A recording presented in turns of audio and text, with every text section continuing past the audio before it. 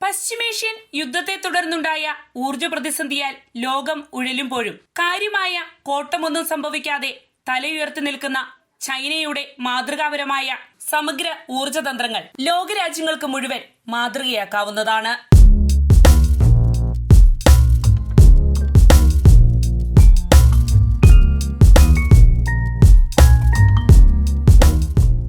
നമസ്കാരം, ഞാൻ ജാസ്മിൻ.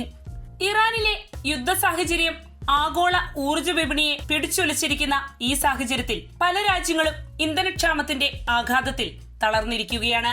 ഇത്തരമൊരു സാഹചര്യത്തിലും വലിയ ആശങ്കകളില്ലാതെ മുന്നേറുകയാണ് ചൈന. 2 പതിറ്റാണ്ടുകളായി ഈ രാജ്യം ആസൂത്രിതമായി നടപ്പാക്കിയ ഊർജ സ്വയം പര്യാപ്തതാ നീക്കങ്ങളാണ് ഇപ്പോഴത്തെ പ്രതിസന്ധിയിൽ അവർക്ക് കരുത്തായി മാറിയിരിക്കുന്നത്. ലഭ്യമായ കണക്കുകൾ പ്രകാരം ചൈനയ്ക്ക് ആവശ്യമായ ഊർജത്തിന്റെ ഏകദേശം 15% മാത്രമാണ് ഇപ്പോൾ ഇറക്കുമതിയിലൂടെ ലഭ്യമാക്കുന്നത്. ശേഷിക്കുന്ന ഭൂരിഭാഗവും ആഭ്യന്തര ഉൽപാദനവും പുനരുപയോഗ ഊർജ സ്രോതസ്സുകളും വഴിയാണ് ഇവർ സാധ്യമാക്കുന്നത്. ഇന്ധന ഇറക്കുമതിയിലുള്ള ആശ്രിതത്വം കുറയ്ക്കുകയും ആഗോള വിപണിയിലെ അനിശ്ചിതത്വങ്ങളെ ചെറുക്കുകയും ചെയ്യുക എന്ന ലക്ഷ്യങ്ങളോടെ ആരംഭിച്ച ചൈനയുടെ സമഗ്ര ഊർജ പദ്ധതികൾ ലോകത്തിനു മുഴുവൻ മാതൃകയാവുകയാണ്. ഇത്തരത്തിലുള്ള നീക്കങ്ങൾക്ക് ശക്തമായ രാഷ്ട്രീയ പിന്തുണ നൽകിയത് പ്രസിഡന്റ് ഷീ ജിൻപിങ് തന്നെയാണ്. ഏറ്റവും മോശം സാഹചര്യം മുൻകൂട്ടി കണ്ടുകൊണ്ടുള്ള ആസൂത്രണം എന്ന സമീപനമാണ് ചൈനയുടെ ഊർജ നയത്തിന്റെ അടിസ്ഥാനം. മുൻ ഭരണകൂടങ്ങൾ എണ്ണവാതക സ്രോതസ്സുകൾ വികസിപ്പിക്കുന്നതിൽ ശ്രദ്ധ കേന്ദ്രീകരിച്ചപ്പോൾ വിദേശ രാജ്യങ്ങളെ ഊർജ ആവശ്യങ്ങൾക്കായി ആശ്രയിക്കുന്നത് പരമാവധി കുറയ്ക്കുക എന്ന ലക്ഷ്യത്തോടെ കൂടുതൽ വ്യാപകമായ തന്ത്രങ്ങളാണ് ഷീ ജിൻപിങ് പിന്തുടരുന്നത്.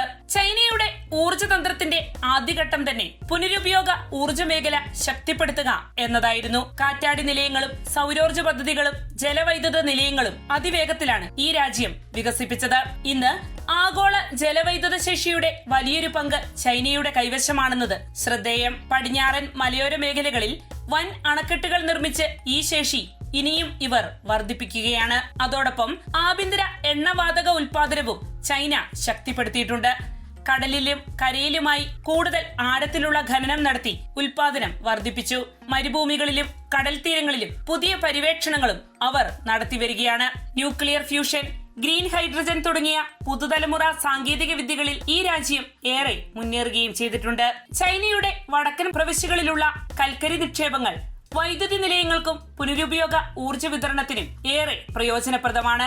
വ്യവസായ മേഖലയുടെ വലിയൊരു ഭാഗവും പ്രവർത്തിക്കുന്നത് പുനരുപയോഗ ഊർജത്താലും കൽക്കരിയിൽ നിന്നുള്ള വൈദ്യുതിയാലുമാണ്. റോഡിയം ഗ്രൂപ്പിന്റെ 2025 പഠനമനുസരിച്ച് ചൈനയിലെ പുതിയ വാഹനങ്ങളിൽ പകുതിയിലധികവും ഇലക്ട്രിക് അല്ലെങ്കിൽ ഹൈബ്രിഡ് വാഹനങ്ങളാണെന്നതാണ്. അങ്ങനെ ഇന്ധന ആവശ്യകത പ്രതിദിനം 10 ലക്ഷം ബാരലിലധികം കുറയ്ക്കാൻ ചൈനയ്ക്കായിട്ടുണ്ട്. കുറഞ്ഞ ചിലവിൽ ബാറ്ററി നിർമ്മാണ സാങ്കേതിക വിദ്യ വികസിപ്പിച്ചുകൊണ്ടുള്ള ചൈനയുടെ മുന്നേറ്റവും ഗതാഗത രംഗത്ത് ചൈനയ്ക്ക് സഹായകമായി തീർന്നിരിക്കുന്നു. ഹരിത സാങ്കേതിക വിദ്യകളുടെ കയറ്റുമതിയിലും വലിയ മുന്നേറ്റമാണ് ചൈന നടത്തിവരുന്നത്.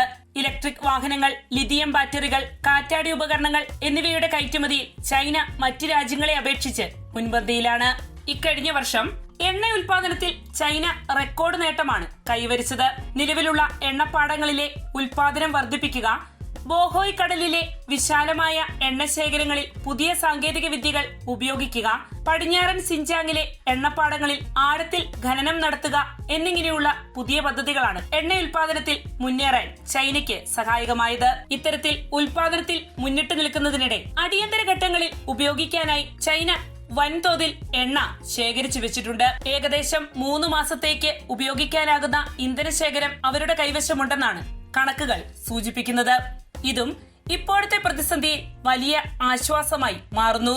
ഇക്കഴിഞ്ഞ മാർച്ച് മാസത്തെ കണക്കുപ്രകാരം ഏകദേശം 130 കോടി ബാരൽ എണ്ണ ചൈന ശേഖരിച്ചു വെച്ചിട്ടുണ്ടെന്നാണ് ട്രേഡ് ഡാറ്റ സ്ഥാപനമായ കെപ്ലറിന്റെ കണക്കുകൾ സൂചിപ്പിക്കുന്നത്. ഇത്തരത്തിൽ ഊർജ രംഗത്ത് ബഹുദൂരം മുന്നേറുന്ന ചൈനയ്ക്ക് പൂർണ്ണ ഊർജ സ്വയം പര്യാപ്തത ഇപ്പോഴും അകലെയാണ്. ലോകത്തിലെ ഏറ്റവും വലിയ കാർബൺ പുറന്തള്ളൽ രാജ്യമാണ് ചൈന. കൽക്കരി അടക്കമുള്ള ഫോസിൽ ഇന്ധനങ്ങൾ പൂർണ്ണമായും ഉപേക്ഷിക്കാൻ ചൈനയ്ക്ക് ഇനിയും കഴിഞ്ഞിട്ടില്ല. ഹോർമൂസ് കടലിടുക്കിലൂടെയുള്ള എണ്ണ വിതരണത്തിന്റെ ഏകദേശം 38%, LNGയുടെ 23% ചൈനയിലേക്കുള്ളതായിരുന്നു. യുദ്ധത്തെ തുടർന്ന് അത്തരത്തിലുള്ള ഹോർമൂസിലൂടെയുള്ള ഊർജ ലഭ്യത കുറഞ്ഞത് ചൈനയെയും ബാധിച്ചിട്ടുണ്ട്. എന്നിരുന്നാലും തങ്ങളുടെ ഊർജതന്ത്രങ്ങളിലൂടെ ആ തിരിച്ചടികളെ മറികടക്കാനാണ് ചൈന ശ്രമിക്കുന്നത്. ചൈനയുടെ ഈ ശ്രമങ്ങൾ ലോകരാജ്യങ്ങൾക്ക് മുഴുവൻ മാതൃകയുമായി മാറുന്നു.